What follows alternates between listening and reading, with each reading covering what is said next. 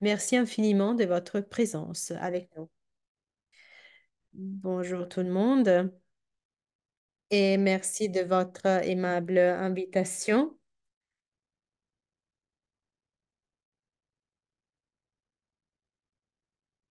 J'apporte aussi les salutations spéciales de la conférence épiscopale de Colombie, notamment des conférences pour la famille et la promotion et la défense de la vie. Le thème qui m'a été accordé est la transversalité de la pastorale de la vie humaine.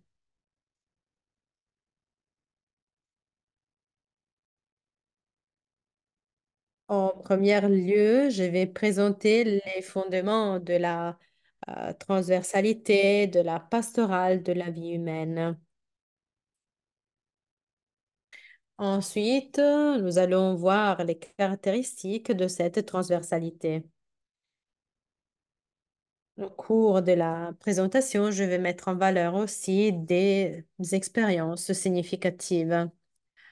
Le premier fondement est l'anthropologie personnaliste. La dignité de la personne doit être reconnue à tout être humain depuis sa conception jusqu'à sa mort naturelle. Ce principe fondamental exprime un grand oui à la vie humaine et donc à sa dignité infinie, comme le dicaster nous l'a rappelé au cours des jours derniers.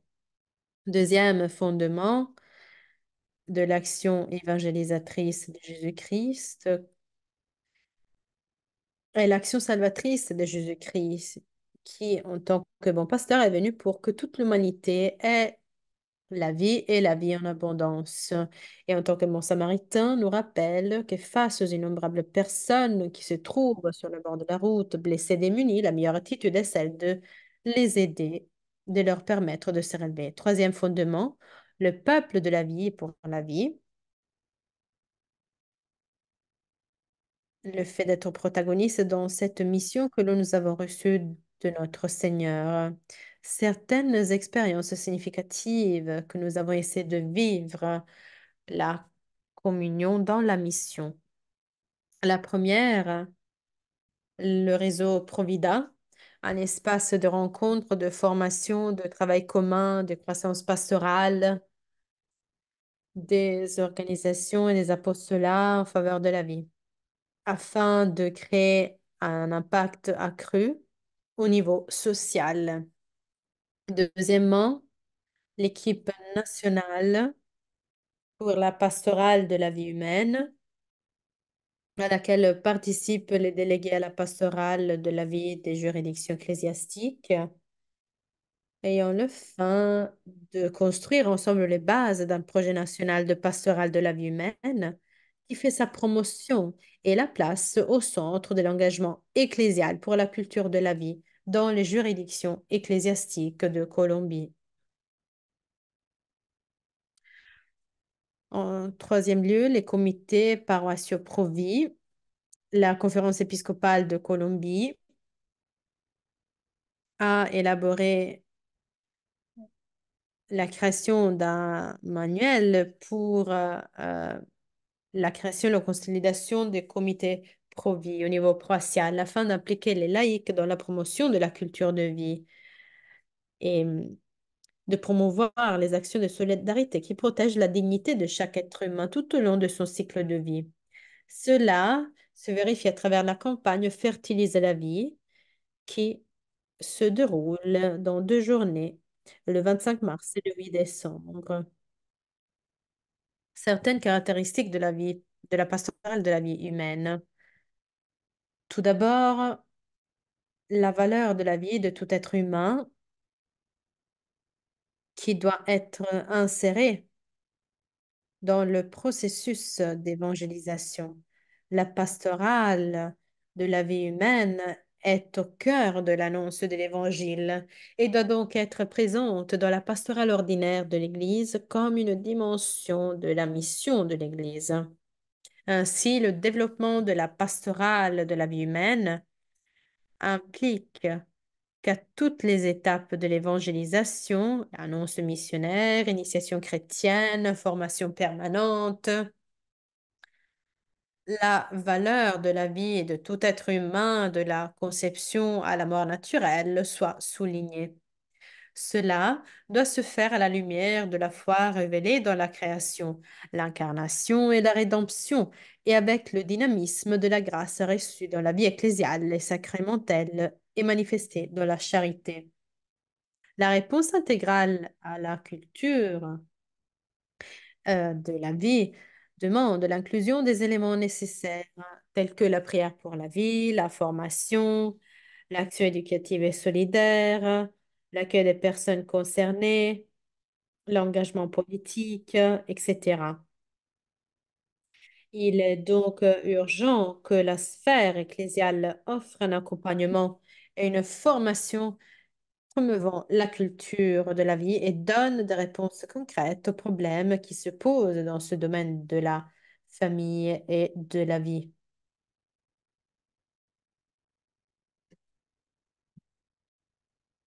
Deuxièmement, la pastorale de la vie humaine, d'après le temps de la vie.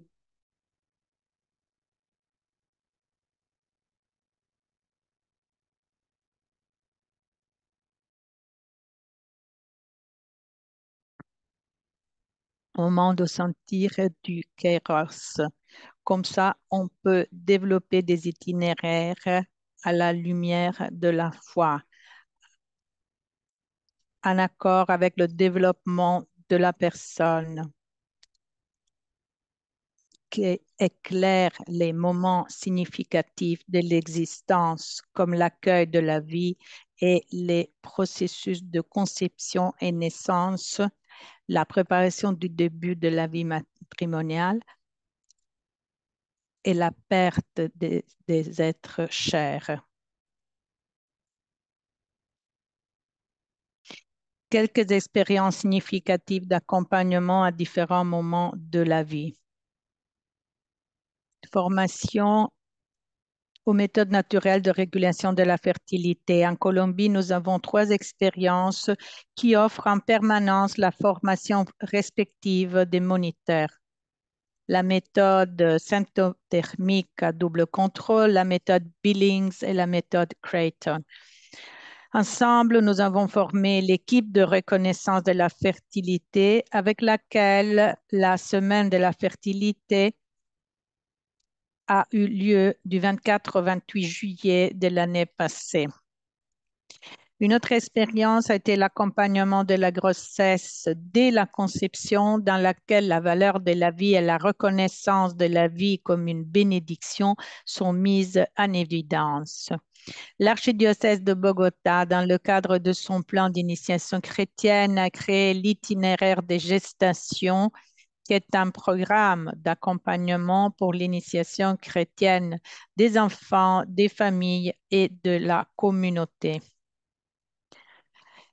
La troisième expérience est liée à la prévention de l'avortement et guérison post-avortement. L'organisation et les associations qui aident les familles et les individus à accueillir, à sauvegarder de manière responsable le don de la vie, en particulier dans le cas de grossesse difficile, et à éviter le recours à l'avortement. En particulier, les 40 jours pour la vie, les centres d'assistance aux femmes, les centres diocésains d'écoute et d'accompagnement, ainsi que des programmes et des initiatives visant à aider les personnes concernées par l'avortement, comme le projet Rachel's Vineyard et le projet Espérance. En ce qui concerne la protection et l'accompagnement de la vie humaine fragile, nous avons cherché à connaître et à motiver les initiatives visant à la protéger en tenant compte des besoins de la personne à ces différents stades de développement. De nombreuses organisations civiles soutiennent les personnes vulnérables, trisomie, adoption, enfants atteints de cancer, centres de prévention du suicide et contre la violence et les abus. dans la promotion d'une culture de l'attention aux personnes âgées, aux malades et en phase terminale. Nous voulons former un réseau de formation et d'accompagnement pour les apostolats et les organisations qui soutiennent les personnes vulnérables pour promouvoir une culture de l'attention dans l'accompagnement et la protection des personnes âgées et les soins palliatifs pour les malades en phase terminale.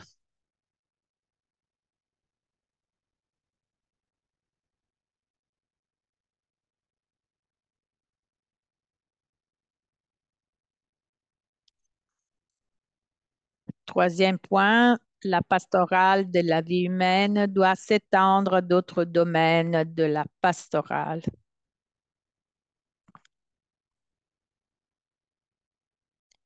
Quelle est la signification de transversalité?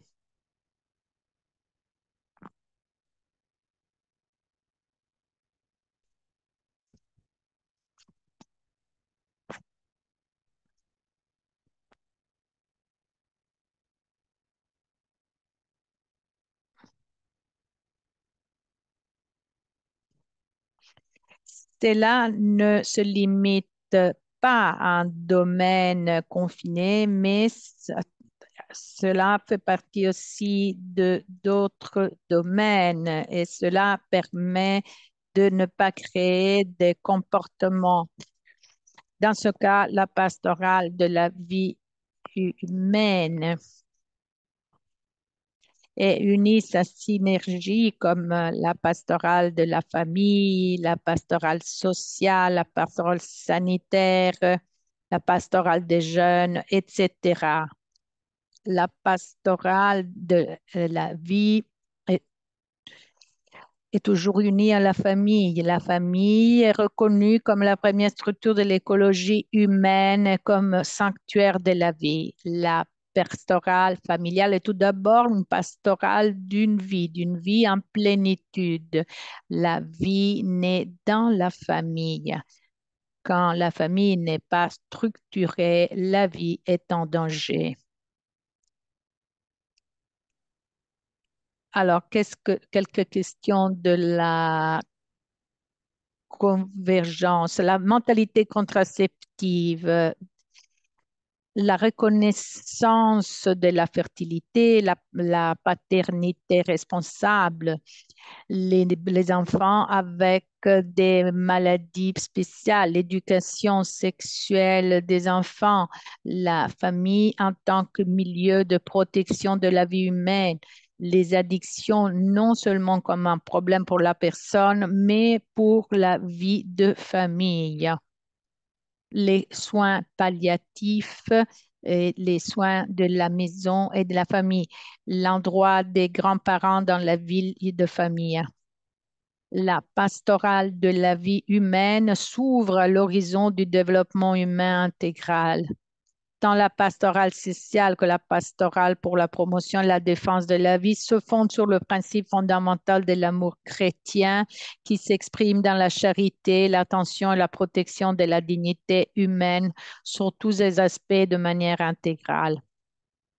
Les actions menées par la pastorale sociale dans ces différentes lignes de travail visent de manière directe et tangible à protéger la vie et la dignité de toute l'humanité, en particulier de ceux qui ont le plus besoin de l'amour de Dieu dans des conditions de plus grande vulnérabilité et de marginalisation, en promouvant la paix et la réconciliation et en communion avec le soin de la maison commune. La pastorale de la vie humaine est au cœur de la pastorale de la santé. La pastorale de la santé se définit comme l'action évangélisatrice de tout le peuple de Dieu engagé dans la promotion, le soin, la célébration et la défense de la vie. Il y a une relation profonde avec un objectif commun, la vie comme bien précieux, rendant présente l'action salvatrice et curatrice de Jésus dans un monde qui s'ouvre. Nous sommes unis par la vie elle-même et par conséquent, nos actions pastorales doivent viser à rendre Jésus présent dans nos réalités particulières. La pastorale de la vie humaine demande un rôle important pour les enfants, les jeunes et la pastorale de l'éducation. Christus vivit, dans Christus vivit, le pape nous invite à former, accompagner les jeunes hommes et les jeunes femmes pour que l'anticulture de la mort ne les endorme pas, ne les détourne pas de la vraie valeur de la vie en construisant un avenir sans substance. C'est pour, c'est pourquoi, lorsque le Saint-Père a présenté le pacte mondial pour l'éducation, il a souligné entre autres les aspects qui convergent avec la pastorale de la vie humaine. Citation. Mettre au centre de chaque processus éducatif, formel ou informel, la personne, sa valeur, sa dignité, sa beauté, son unicité, sa capacité d'être en relation avec les autres et avec la réalité qui l'entoure en repoussant les styles de vie qui favorisent la diffusion de la culture du déchet. Écouter la voix des enfants, des jeunes pour construire ensemble un avenir de justice et de paix, une vie digne pour chaque personne. Vous avez 2 minutes.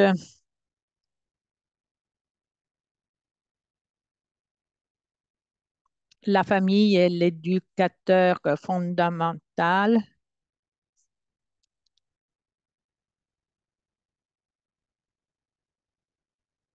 La quatrième caractéristique de la pastorale de la vie humaine intègre la dimension des sciences humaines. Dans ce domaine, la contribution de la science et de la raison sont fondamentales. L'analyse du contexte historique culturel doit considérer les développements scientifiques et nous aide à découvrir des chemins pour l'annonce de l'Évangile dans la vie.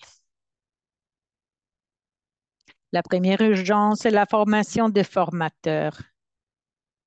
Quel est le premier pas pour mettre en pratique la pastorale de la vie humaine?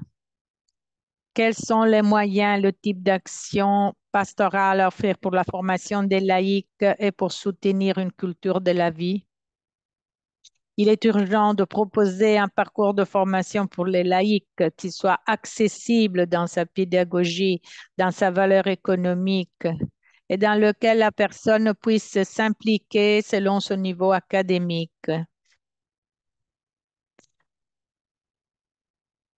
La majorité des laïcs, surtout ceux qui sont liés à des fondations ou des apostolats, ne trouvent pas de parcours de formation en accord avec leur dynamique professionnelle, leur niveau d'éducation et leurs possibilités économiques.